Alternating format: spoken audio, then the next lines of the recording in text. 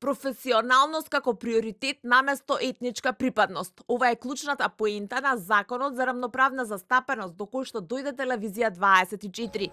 Во однос на вработувањето по етничка основа во која ќе биде запазена позитивната селекција, односно доколку повеќе кандидати ги исполнуваат професионалните услови, предност има оној од етничката заедница која што е потребна во таа институција. Во законот стои формулација диференцијален третман. Диференцијалниот третман се применува меѓу кандидати со еднакви квалификации, искуство и професионални способности со цел да се обезбеди ефективната еднаквост, без да се наруши принципот на компетентност. Во законот се наведува и дека се вметнати препораките на Венецијанската комисија.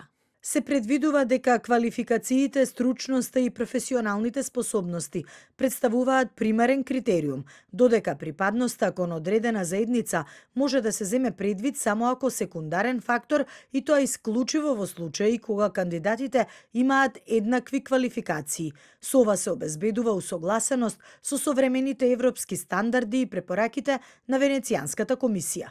Сепак, дали законот против кого застана цела опозиција од албанскиот блок ќе го види светлото на денот ќе зависи од умешноста на власта да обезбеди Бадинтер, кој што ВМРО, ДПМН и Вреди го немаат. Уште кога помина законот на влада, од Дуј жестоко го критикуваа.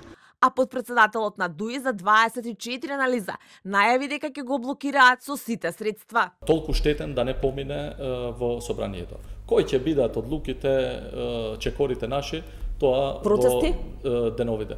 Не се и тоа се дел од опциите, така да видиме како ќе се одвиват работите. Значи буквално моментално е се на маса. За Вреди пак конечно се исправува неправдата која што вела ДУИ ја направила на албанците и тие конечно се во закон.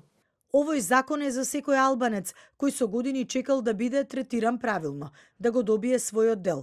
Ја заменивме алатката со закон затоа што албанците не се алатка, албанците се закон. Инаку според законот, граѓаните при вработување во администрацијата доброволно се изјаснуваат за етничката припадност, но може и да не се изјаснат на која заедница и припаѓаат.